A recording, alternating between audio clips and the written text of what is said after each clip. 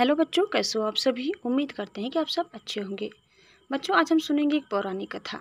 आलसी मत बने। जीवन में सफलता हासिल करना चाहते हैं तो आलस्य को अपने पास आने न दे।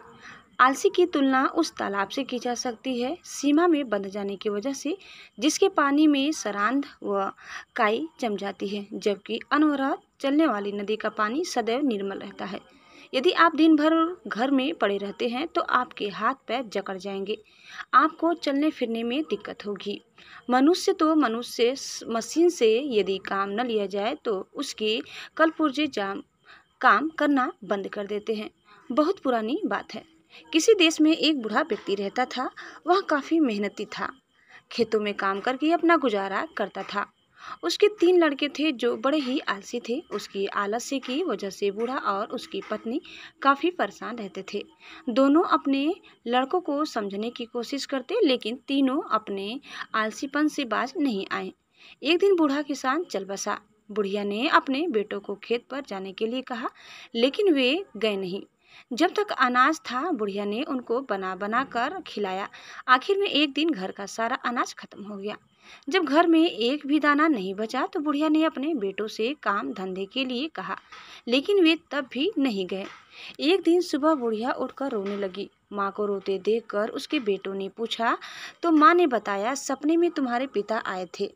उन्होंने बताया कि यदि तुम लोग खेत में से गढ़ा हुआ धन निकाल कर ले आओ तो हमारी गरीबी दूर हो सकती है। तो इसमें रोने की बात क्या है, लड़कों ने पूछा। बुढ़िया बोले, मैं तो यह सोच कर रो रही हूँ कि अब खेत खोद कर कौन धन निकाल कर लाएगा। किसी दूसरे से कह भी नहीं सकती हूँ, इसलिए रो रही हूँ। बुढ़िया की बात सुनकर तीनों बेटे खेत में जाकर जमीन खोदने लगे। तीनों बेटे एक ही जगह खुदाई कर रहे थे। यह देखकर बुढ़िया ने कहा, धन खेत में कहीं भी हो सकता है, इसलिए पूरे खेत की अच्छे से खुदाई करो। पूरा खेत खुद जाने के बाद जब धन नहीं मिला तो तीनों बेटे नाराज हो गए। बुढ़िया ने कहा, ठीक है, सपने में तुम्हारे पिता आने पर मैं उनसे इसकी शिकायत करूंगी। जब खेत की खुदाई हो गई तो क्यों न इसमें अनाज बो दिया जाए। बेटों ने अनाज बो दिया। कुछ ही दिनों में खेत में फसल लहराने लगी। फसल काटने का वक्त आया तो एक दिन बुढ़िया फिर रोने लगी। बेटों ने पूछा, अब क्या हुआ। तेरे पिता सपने में आए थे, कहने लगी, फसल को काट कर बाजार में बेच कर आओ, तब उन्हें धन के बारे में बताएंगे।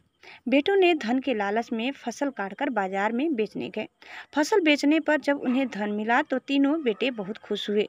उस दिन से तीनों ने आलस्य त्याग कर खेत में काम करने लगे।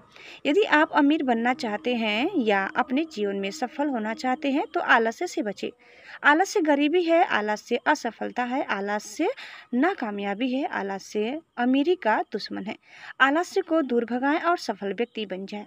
सफल बनना है तो आलस्य को त्यागना होगा। आलस्य से जीवन के रचनात्मक पल नष्ट हो जाते हैं। उम्मीद करते हैं कि आपको हमारी आज की यह कथा जरूर पसंद आई होगी। कैसी लगी कमेंट करके बताइए। चैनल में नए हैं तो प्लीज़ लाइक, शेयर और सब्सक्राइब करना न भूलें।